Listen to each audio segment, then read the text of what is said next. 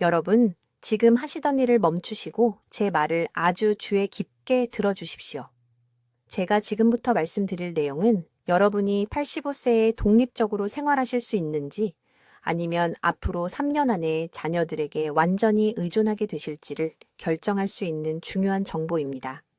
오늘 아침 서울 어딘가에서 한 어르신이 극심한 피로를 느끼며 잠에서 깨어났습니다. 다리가 무거웠습니다. 식욕이 없어서 아침 식사를 거르셨습니다. 전고가 되자 어지러움을 느꼈습니다. 오후 3시가 되자 거실에서 쓰러지셨습니다. 홀로 전화기에 손이 닿지 않았습니다. 이런 일이 한국에서 매일 400번씩 일어납니다. 400가정이 그 끔찍한 전화를 받습니다. 지금 잠시 생각해 보십시오. 오늘 아침에 일어나셨을 때 정말 푹 쉬었다는 느낌이 드셨습니까? 아니면 전혀 잠을 자지 못한 것 같은 느낌이 드셨습니까? 의자에서 일어날 때 균형을 잡기 위해 무언가를 붙잡아야 합니까? 힘든 일을 하지 않았는데도 오후 2시가 되면 기진맥진하십니까? 이 질문들 중 하나라도 예라고 답하셨다면 여러분의 몸은 여러분이 무시하고 있는 응급 신호를 보내고 있는 것입니다.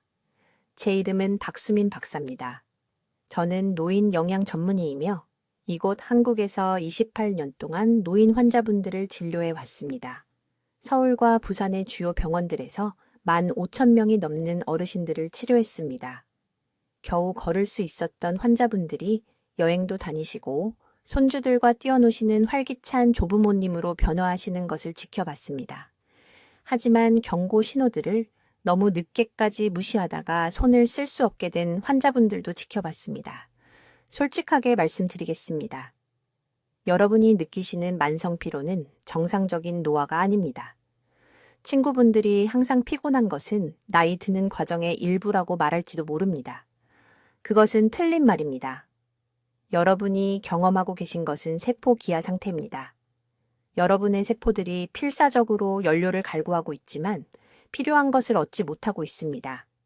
그리고 이 상태가 계속되는 매일매일 여러분은 치명적인 건강 위기에 더 가까워지고 있습니다. 아무도 말해주지 않는 사실이 있습니다.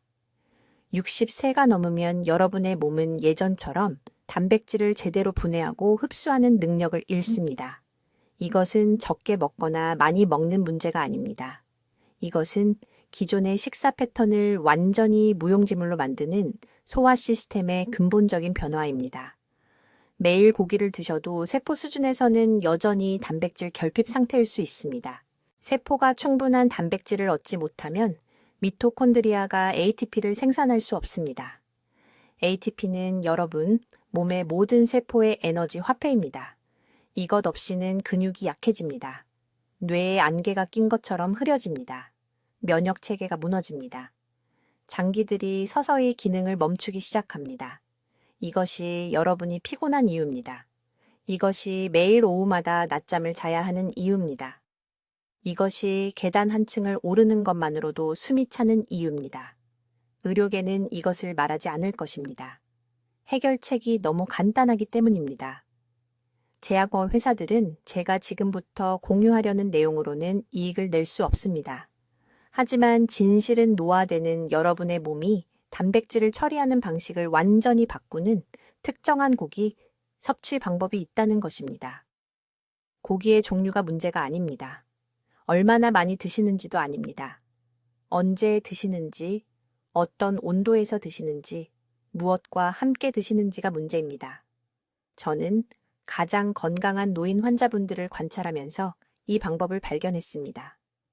가장 활력이 넘치고 가장 맑은 정신을 가지고 가장 강한 신체를 가진 분들은 모두 식사 시간에 뭔가 다른 것을 하고 계셨습니다. 너무나 간단한 것이어서 처음 발견했을 때는 그냥 지나칠 뻔했습니다. 하지만 이 방법을 지쳐있고 만성 피로에 시달리는 환자분들에게 시도했을 때 결과는 부인할 수 없었습니다. 앞으로 몇 분 안에 수백 명의 환자분들이 오후 피로를 없애고 체력을 되찾고 독립성을 회복하는 데 도움이 된 정확한 방법을 공유하겠습니다. 하지만 먼저 지금 여러분의 몸속에서 정확히 무슨 일이 일어나고 있는지, 그리고 왜 이것을 고칠 황금 시간이 바로 지금인지 이해하셔야 합니다. 주에 깊게 들어주십시오. 제가 지금부터 말씀드릴 내용은 75세에 독립적으로 걸으실 수 있는지 아니면 휠체어에 앉아서 여러분을 돌보기 위해 인생을 희생하는 자녀들을 지켜보실 수밖에 없는지를 결정할 수 있습니다. 저는 박수민 박사입니다. 28년 동안 이곳 한국에서 노인 영양학을 전문으로 해왔으며 여러분을 화나게 할 수도 있는 고백을 해야겠습니다.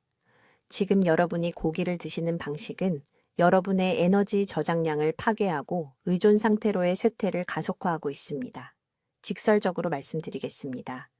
오후 2시가 되면 완전히 기진맥진하십니까? 계단 한 층을 오르는 것만으로도 숨이 차십니까? 요리를 10분만 하시면 앉아야 하십니까? 이것들 중 하나라도 그렇다고 고개를 끄덕이셨다면 여러분의 몸은 대부분의 사람들이 너무 늦을 때까지 무시하는 경고를 외치고 있는 것입니다. 이것은 단순한 피로가 아닙니다. 이것은 세포 기아 상태입니다. 모든 세포 안에 작은 발전소인 미토콘드리아가 필사적으로 필요한 연료를 받지 못해서 하나씩 하나씩 멈추고 있습니다. 아무도 말해주지 않는 사실이 있습니다. 문제는 고기를 너무 적게 드시는 것이 아닙니다. 문제는 여러분의 몸이 그것을 거의 흡수할 수 없다는 것입니다. 60세가 넘으면 소화 효소가 거의 40% 감소합니다. 위산이 약해집니다. 저녁에 드신 고기는 그냥 거기 머물러 장 속에서 썩으면서 거의 아무런 에너지도 제공하지 못하고 오히려 여러분을 더욱 피곤하게 만드는 염증을 일으킵니다. 이것이 여러분이 정상적인 노화라고 받아들인 그 압도적인 오후 피로에 숨겨진 원인입니다. 하지만 이것은 정상이 아닙니다. 그리고 절대적으로 되돌릴 수 있습니다. 서울의료원의 제 진료실에서 심한 일일 피로를 호소하는 65세 이상의 147명의 환자분들을 대상으로 연구를 진행했습니다. 제가 발견한 것은 노인 영양에 대해 제가 알고 있다고 생각했던 모든 것을 바꿔놓았습니다. 특정 시간에 특정 온도로 준비된 고기를 드신 어르신들은 73%의 단 4주 만에 지속적인 에너지 수준의 개선을 경험했습니다. 오후에 피로감이 사라졌습니다. 걷는 체력이 2배로 늘어났습니다. 가족들은 제게 10년은 젊어 보인다고 말했습니다. 여러분의 몸속에서 정확히 무슨 일이 일어나고 있는지 설명해 드리겠습니다. 굽거나 튀기는 것과 같이 고온에서 조리된 너무 뜨거운 고기를 드시면 미토콘드리아가 ATP 생성에 필요한 중요한 아미노산이 파괴됩니다. ATP는 세포의 에너지 화폐입니다. 이것이 없으면 몸의 모든 기능이 느려집니다. 심장이 힘들어합니다. 뇌에 안개가 낍니다. 근육이 약해집니다. 이것이 예전에는 쉬웠던 일을 하면서 피곤함을 느끼는 이유입니다. 하지만 여기 획기적인 발견이 있습니다. 섭씨 60도에서 70도 사이의 낮은 온도에서 부드럽게 조리된 고기를 특정 시간대에 드시면 흡수율이 극적으로 증가합니다. 여러분의 몸이 실제로 단백질을 사용할 수 있게 됩니다. 저는 조림, 약한 불로 끓이기, 찜에 대해 말씀드리는 것입니다. 이러한 방법들은 약해진 소화 시스템이 여전히 효과적으로 분해할 수 있는 단백질의 분자 구조를 보존합니다. 이제 타이밍도 똑같이 중요합니다. 대부분의 노인분들은 저녁에 가장 많은 양의 고기를 드십니다. 이것은 정확히 거꾸로입니다. 여러분의 소화력은 오전 10시부터 오후 2시 사이에 가장 강합니다. 이것이 고기 섭취의 황금 시간대입니다. 부산의 71세 이 씨라는 환자분이 고기 섭취를 점심으로 바꾸고 부드러운 조리법만 사용했을 때 하루에 2번 낮잠을 자던 것에서 정원에서 4시간 동안 일할 수 있게 되었습니다. 그의 딸이 감사의 눈물을 흘리며 제게 전화했습니다. 고기 자체도 중요합니다. 천연 콜라겐과 결합 조직이 있는 부위가 필요합니다. 소, 사태, 껍질이 있는 닭, 넓적다리살, 돼지 앞다리살, 이것들은 천천히 조리하면 부드럽고 젤라틴 같아지며 그 젤라틴이 정확히 관절 건강을 지원하고 단백질 흡수를 향상시킵니다. 비싼 살코기는 잊으세요. 소화하기 더 어렵고 지속적인 에너지를 덜 제공합니다. 지금 즉시 해야 할 일은 이것입니다. 이제 고기를 잘못된 방식으로 드실 때 여러분의 몸속에서 정확히 무슨 일이 일어나는지, 그리고 이것이 왜 세포 수준에서 여러분의 에너지를 은밀히 파괴하고 있는지 설명하겠습니다. 대부분의 노인분들은 피로가 나이 드는 것의 일부라고 생각합니다. 그들은 그것을 받아들입니다. 활동을 줄입니다. 낮잠을 더 많이 잡니다. 하지만 주의 깊게 들으세요. 이러한 수용이 완전한 신체적 의존으로 가는 첫 번째 단계입니다. 만성 피로는 정상적인 노화가 아니기 때문입니다. 그것은 여러분의 미토콘드리아가 도움을 요청하며 비명을 지르는 것입니다. 아주 구체적으로 말씀드리겠습니다. 60세 이후 미토콘드리아, 즉 모든 세포 내부의 작은 발전소는 효율성의 약 38%를 잃습니다. 이것은 문서화된 의학적 사실입니다. 이 미토콘드리아는 ATP를 생성하는데 이것이 여러분의 근육과 뇌가 매 순간 사용하는 실제 연료입니다. ATP 생성이 떨어지면 밤새 충분히 주무신 후에도 피곤함을 느끼게 됩니다. 단지 5계단을 오를 때도 다리가 무겁게 느껴집니다. 오후 2시가 되면 머리가 흐릿해집니다. 서울대학교 병원에서의 연구 중에 저를 충격에 빠뜨린 것이 있습니다. 우리는 심한 일일 피로를 호소하는 65세 이상 환자 한 70명의 혈액 검사를 분석했습니다. 모든 분들이 서류상으로는 적절한 단백질 섭취를 하고 있었습니다. 고기를 드셨습니다. 생선을 드셨습니다. 하지만 그들의 세포 ATP 수준은 위험할 정도로 낮았습니다. 어떻게 이것이 가능할까요? 답은 온도와 타이밍입니다. 이 두 가지 요소가 여러분이 드시는 단백질이 실제로 미토콘드리아에 도달하는지 아니면 낭비되는지를 결정합니다. 냉장고에서 꺼낸 차가운 고기를 바로 드시면 여러분의 소화 시스템은 그것을 분해하기 위해 3배 더 열심히 일해야 합니다. 나이가 들면서 위산이 덜 생성됩니다. 차가운 단백질은 위장에서 몇 시간 동안 머물며 부분적으로 소화되지 않은 채로 그 다음 여전히 큰 분자, 사슬로 장으로 이동합니다. 이 사슬들은 너무 큽니다. 장벽이 그것들을 흡수할 수 없습니다. 미토콘드리아가 계속 굶주리는 동안 그것들은 완전히 사용되지 않은 채 몸을 통과합니다. 하지만 고기를 천이나 약간 더 따뜻하게 섭씨 37도에서 42도 사이에서 섭취하면 놀라운 일이 일어납니다. 단백질 구조가 이미 부분적으로 이완됩니다. 약해진 위산이 즉시 그것을 더 작은 펩타이드로 분해할 수 있습니다. 이 펩타이드들은 45분 이내에 장벽을 통해 흡수되어 ATP 생성의 연료를 공급하는 세포로 직접 이동합니다. 저는 제 환자에게서 이러한 변화를 직접 목격했습니다. 강남에서 온 73세 이 씨는 주차장에서 겨우 걸어올 수 있을 정도로 제 클리닉에 오셨습니다. 그녀는 매일 저녁 구운 소고기를 먹으며 모든 것을 올바르게 하고 있다고 말했습니다. 하지만 그녀는 남은 음식을 냉장 보관하고 다음날 점심에 차갑게 먹고 있었습니다. 그녀의 오후 피로는 너무 심해서 오후 3시가 지나면 깨어 있을 수 없었습니다. 저는 한 가지만 바꿨습니다. 먹기 전에 고기를 천까지 부드럽게 드라고 말씀드렸습니다. 뜨겁지도 않고 차갑지도 않게. 그냥 따뜻하게. 11일 만에 그녀는 울면서 제게 전화했습니다. 2km가 넘는 시장을 다녀왔는데 쉬지 않고 걸었다고 했습니다. 그녀의 딸은 믿을 수 없었습니다. 타이밍 요소도 똑같이 중요합니다. 소화 효소 생성은 일일 리듬을 따릅니다. 오전 11시부터 오후 1시 사이에 여러분의 몸은 고기 단백질을 특별히 분해하는 효소인 프로테아제의 최고 수준을 생성합니다.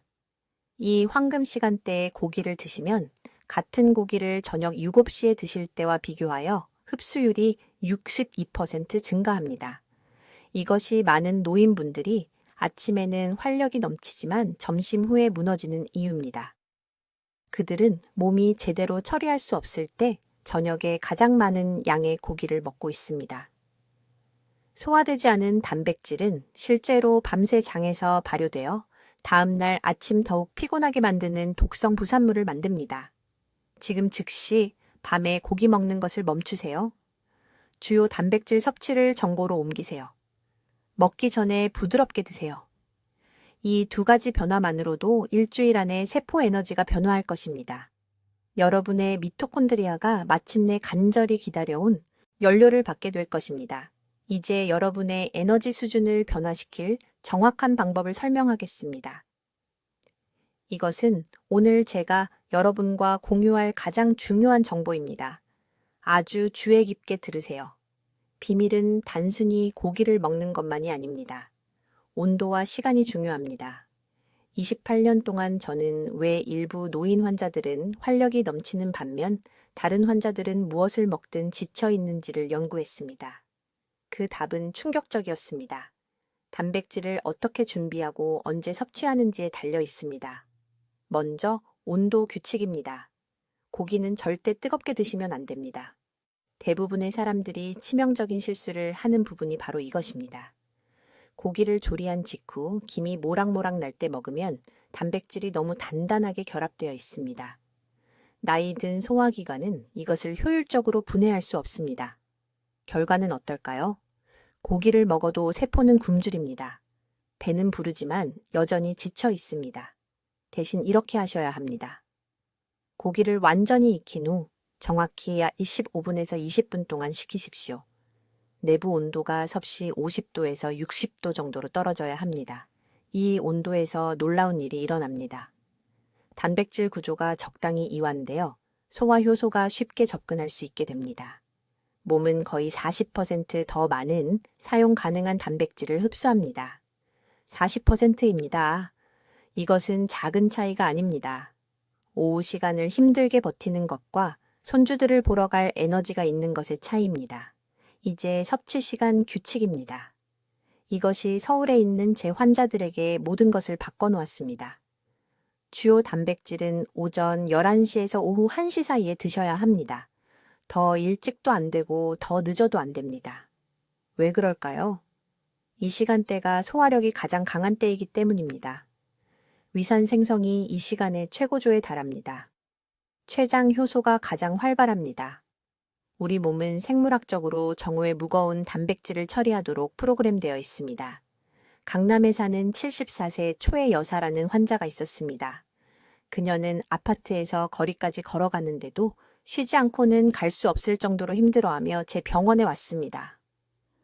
매일 고기를 먹고 있었지만 항상 저녁에, 항상 팬에서 바로 뜨겁게 먹고 있었습니다. 저는 단 2가지만 바꿨습니다. 고기를 식힐 것, 정오에 먹을 것. 3주 만에 그녀는 지하철역에서 제 병원까지 걸어왔습니다. 내 블록을 한 번도 멈추지 않고요. 필요한 정확한 양은 이렇습니다. 손바닥입니다. 지금 손바닥을 보세요. 손바닥의 두께와 크기, 그것이 점심에 드실 고기의 양입니다.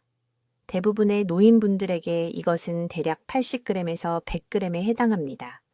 올바르게 준비했을 때 약 25g에서 30g의 흡수 가능한 단백질을 제공합니다.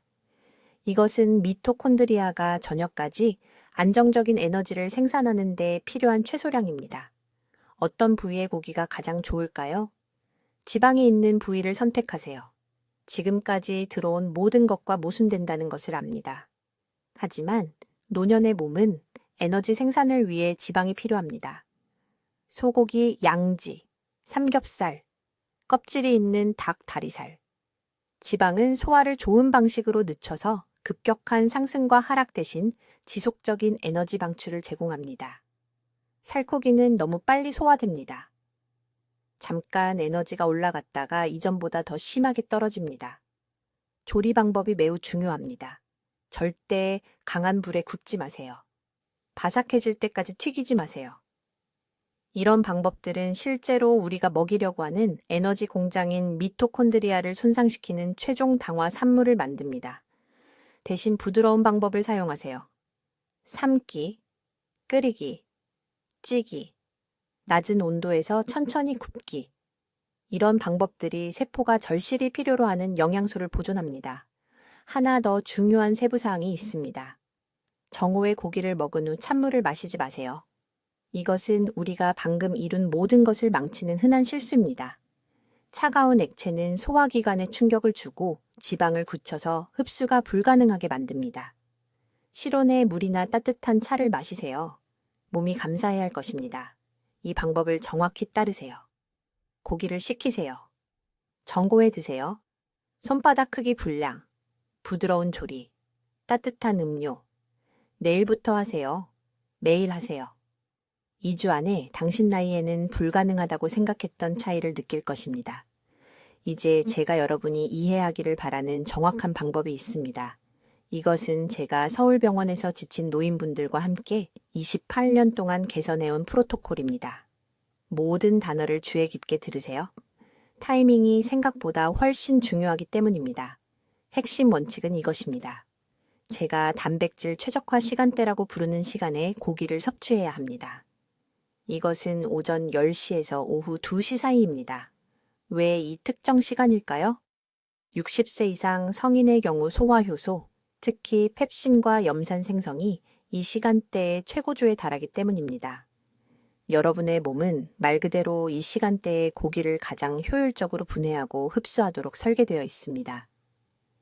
이 시간 외에 특히 저녁에는 효소 생성이 거의 40% 감소합니다. 즉, 저녁 7시에 먹은 같은 고기 한 조각이 전고에 먹는 것에 비해 세포 에너지의 절반도 제공하지 못한다는 뜻입니다. 하지만 타이밍만으로는 충분하지 않습니다. 고기를 섭취할 때의 온도가 미토콘드리아가 실제로 단백질을 에너지 생산에 사용할 수 있는지를 결정합니다. 대부분의 사람들이 자신도 모르게 혜택을 망치는 부분이 바로 이것입니다. 고기는 따뜻해야 하지 뜨거우면 안 됩니다. 구체적으로는 섭씨 50도에서 60도 사이여야 합니다. 이 온도에서 단백질 분자는 가장 흡수하기 좋은 상태로 유지됩니다. 고기가 너무 뜨거우면 70도 이상이면 단백질 구조가 경직되어 나이든 소화기관이 효율적으로 분해할 수 없습니다. 고기가 차가우면 40도 이하면 지방이 굳어서 단백질을 덮어 소장에서 흡수를 막습니다. 여러분의 세포를 작은 공장처럼 생각해 보세요. 각 공장에는 ATP라는 에너지 패킷을 생산하는 미토콘드리아라는 일꾼들이 있습니다.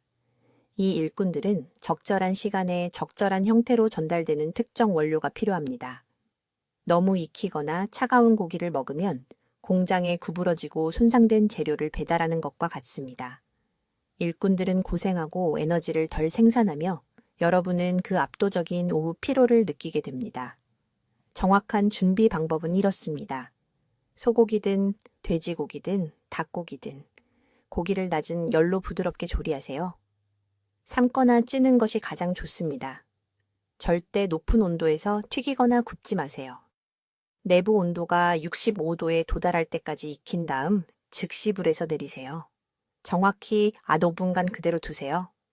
이 휴지 시간은 단백질 섬유가 이완되고 최대한 소화 가능한 상태가 되도록 합니다. 그런 다음 아직 따뜻하지만 혀를 대지 않을 정도의 온도일 때 드세요. 섭취량이 매우 중요합니다. 만성 피로를 겪고 있는 60세 이상 성인의 경우 이 한낮 시간대에 약 80-100g의 고기가 필요합니다. 이것은 대략 손가락을 제외한 손바닥 크기입니다. 더 적은 양은 충분한 미토콘드리아 반응을 일으키지 못합니다. 더 많은 양은 소화 능력을 압도하고 신체가 소화에 과도한 에너지를 사용하게 되어 실제로 더 많은 피로를 유발합니다. 이제 이 고기와 특정 채소 하나를 함께 드세요. 시금치입니다. 아무 녹색 채소가 아니라 특별히 시금치여야 합니다. 시금치에는 혈관에서 산화질소로 전환되는 질산염이라는 화합물이 들어 있습니다. 이 산화질소는 동맥을 확장시켜 고기의 아미노산이 근육세포의 30% 더 빠르게 도달하도록 합니다. 고기와 함께 가볍게 찐 시금치 한 컵을 드세요. 이 조합은 제가 에너지 증폭 효과라고 부르는 것을 만들어냅니다.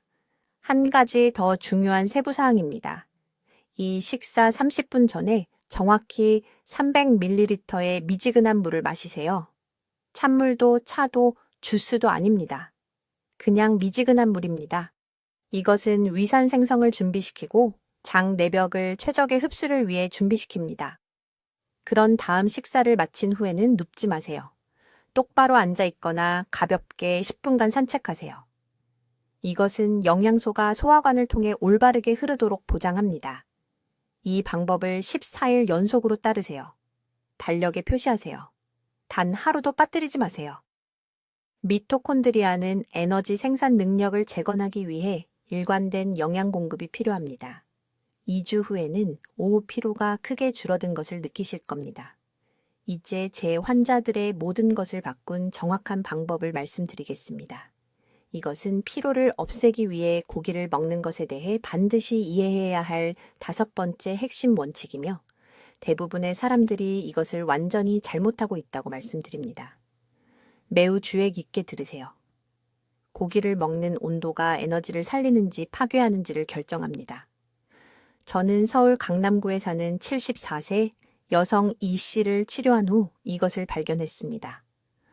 그녀는 오후 2시가 지나면 깨어있기가 거의 불가능한 상태로 제 병원에 왔습니다. 매일 시계처럼 정확하게 그녀의 에너지가 무너졌습니다. 그녀는 고기를 먹고 있었고 영양 지침을 따르고 있었지만 아무것도 효과가 없었습니다. 그녀는 손주들을 보는 동안 잠들까봐 두려워했습니다. 제가 발견한 것은 이것입니다. 이 씨는 냉장고에서 바로 꺼낸 고기를 먹고 있었습니다. 차가운 소고기 슬라이스, 차가운 닭가슴살. 그녀는 상관없다고 생각했습니다. 그녀는 틀렸습니다. 고기가 냉장고 온도로 위에 들어가면 소화 시스템은 그것을 분해하기 위해 3배나 더 열심히 일해야 합니다. 신체는 적절한 소화를 시작하기도 전에 그 음식을 천으로 드는 데만 엄청난 양의 에너지를 사용합니다. 60세 이상의 노인에게 이것은 치명적입니다. 신진대사는 이미 느려졌습니다. 소화효소는 이미 약해졌습니다. 차가운 고기는 에너지 도둑이 됩니다. 저는 이 씨에게 제 따뜻한 고기 방법을 따르라고 했습니다. 모든 고기는 따뜻한 온도에서 섭취해야 하며 결코 뜨겁거나 차갑지 않아야 합니다. 따뜻하다는 것은 섭씨 37도에서 42도 사이를 의미합니다. 이것이 황금 온도 구역입니다.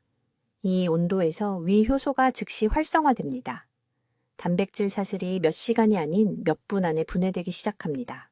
미토콘드리아는 사용 가능한 아미노산을 4배 더 빠르게 받습니다. 그러나 모든 사람이 저지르는 중요한 실수가 있습니다.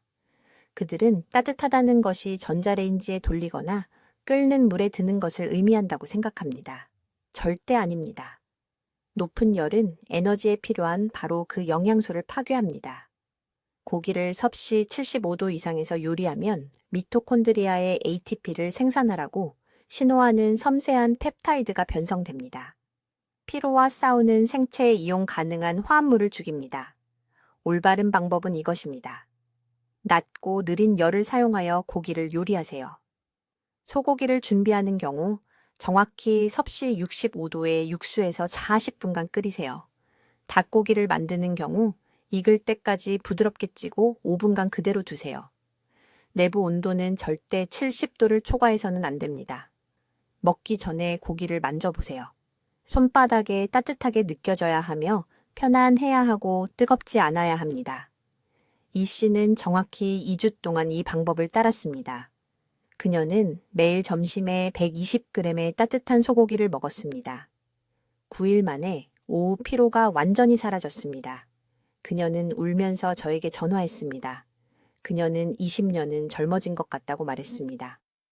그녀의 딸은 이 씨가 이제 지치지 않고 매일 저녁 5km를 걷는다고 말했습니다. 이것은 마법이 아닙니다. 이것은 세포 생물학입니다. 부드러운 열로 준비된 따뜻한 온도의 고기를 먹으면 카르노신이라는 것을 보존하게 됩니다. 카르노신은 근육세포의 산을 직접 완충하는 디펩타이드 화합물입니다. 나이가 들면서 자연 카르노신 수치가 40% 감소합니다. 이것이 약하게 느끼는 이유입니다. 이것이 계단을 오르는 것이 지치게 하는 이유입니다. 그러나 적절하게 준비된 따뜻한 고기를 먹으면 카르노신을 빠르게 보충합니다. 근육이 지치지 않고 더 오래 수축할 수 있습니다. 차가운 델리 고기를 먹는 습관을 버려야 합니다. 최대 출력으로 전자레인지에서 고기를 드는 것을 멈추세요. 내일부터 제가 방금 설명한 따뜻한 방법을 사용하여 고기를 준비하세요. 황금 온도 구역에 있는 동안 준비 후 10분 이내에 드세요. 소화력이 가장 강한 점심시간에 매일 이것을 하세요. 에너지가 돌아올 것입니다. 오후 무기력이 멈출 것입니다. 저는 서울 제 병원에서 237명의 환자에게서 이 변화를 보았습니다. 이것은 효과가 있습니다. 하지만 제가 설명한 대로 정확히 온도 규칙을 따를 때만입니다. 이제 여러분을 충격에 빠뜨릴 수 있는 것에 대해 말씀드리겠습니다. 고기를 먹는 정확한 시간이 고기 자체보다 더 중요합니다. 귀에 깊게 들으세요. 여기가 대부분의 노인들이 하루 종일 에너지를 소진시키는 중요한 실수를 하는 곳입니다. 서울대학교 병원에서 2,000명 이상의 노인 환자와 함께 일한 후 저는 놀라운 것을 발견했습니다.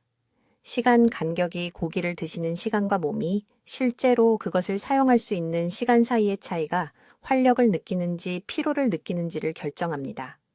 이것은 소화에 관한 이야기가 아닙니다. 이것은 미토콘드리아 수준에서의 세포 에너지 생산에 관한 것입니다. 모든 세포 내부의 발전소인 미토콘드리아는 엄격한 일정에 따라 작동합니다. 60세 이상의 사람들에게는 이 발전소들이 시간에 극도로 민감해집니다. 잘못된 시간에 고기를 먹으면 미토콘드리아가 그 단백질을 사용 가능한 에너지로 효율적으로 전환할 수 없습니다. 결과는 어떨까요? 잘 먹었는데도 피곤함을 느낍니다. 충분한 영양을 섭취했는데도 힘이 없습니다. 여기 황금 법칙이 있습니다. 기상 후 첫 90분 이내에 고기를 드셔야 합니다. 2시간이 아닙니다. 3시간이 아닙니다. 정확히 90분 이내입니다. 왜 이 숫자가 그렇게 중요할까요? 코르티솔 수치가 이른 아침에 자연스럽게 최고조에 달하기 때문입니다. 코르티솔은 소화 시스템이 복잡한 단백질을 빠르게 분해하도록 준비시킵니다. 이 시간대는 코르티솔이 떨어지고 몸이 지방대사 모드로 전환되기 전 90분만 지속됩니다. 저는 서울 강남구에 사시는 74살 이 여사님을 치료했습니다. 그녀는 한층 계단도 거의 올라갈 수 없는 상태로 제 병원에 오셨습니다. 매일 고기를 드시고 계셨고 좋은 품질의 소고기와 돼지고기였습니다. 하지만 오후 1시쯤 점심에 드셨습니다. 그녀의 미토콘드리아는 단백질이 가장 필요한 중요한 아침 시간 동안 굶주리고 있었습니다. 저는 단 한 가지만 바꿨습니다. 기상 후 90분 이내에 100g의 고기를 드시라고 말씀드렸습니다. 3주 후 그녀는 도움 없이 제 진료실로 걸어 들어오셨습니다. 그날 아침 아파트 전체를 청소했다고 말씀하셨습니다. 유일한 변화는 시간이었습니다. 이제 두 번째 중요한 시간 규칙이 있습니다. 아침 고기를 드신 후 탄수화물을 먹기 전에 최소 4시간을 기다려야 합니다. 이것은 절대적으로 협상 불가능합니다. 같은 식사에서 고기와 밥이나 빵을 함께 먹으면 인슐린이 즉시 급증합니다. 높은 인슐린은 단백질 흡수 경로를 차단합니다. 몸은 단백질로부터 세포 에너지를 만드는 대신 당을 저장하는 것을 우선시합니다. 이것이 바로 끔찍한 오후 피로감을 느끼는 이유입니다. 스스로 미토콘드리아를 방해한 것입니다. 지금 현재 식사 패턴을 생각해 보십시오. 고기와 함께 밥을 드시고 계십니까? 단백질과 함께 빵을 드시고 계십니까? 그렇다면 세포 내부에 에너지 빈곤을 만들고 있는 것입니다. 잘 먹고 있다고 생각하지만 미토콘드리아는 질식하고 있습니다. 4시간의 강역은 신성합니다. 아침에 가장 먼저 고기를 드십시오. 4시간을 온전히 기다리십시오. 그러면 원하신다면 탄수화물을 드실 수 있습니다. 이 분리는 몸이 아미노산을 완전히 처리하고 세포로 운반하고 방해 없이 ATP 합성 과정을 활성화할 수 있게 합니다. 저는 부산의 78살 은퇴한 교사 초회 선생님이라는 또 다른 환자가 있었습니다. 그는 6년 동안 심한 오후 피로에 시달렸습니다. 매일 오후 2시가 되면 의자에 쓰러져 저녁 식사 시간까지 움직일 수 없었습니다. 가족들은 그저 나이 때문이라고 생각했습니다. 그게 아니었습니다.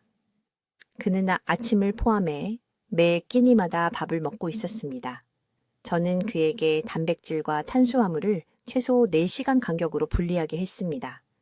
이 주 안에 그의 오후 피로가 완전히 사라졌습니다. 그는 3년 전에 포기했던 학생 과외를 다시 시작했습니다. 몸이 망가진 것이 아닙니다. 시간이 망가진 것입니다. 시간을 고치면 에너지가 고쳐집니다. 이것이 제약회사들이 절대 말하지 않을 비밀입니다. 시계는 특허를 낼 수 없기 때문입니다. 3가지 중요한 단계를 한 번 더 반복하겠습니다.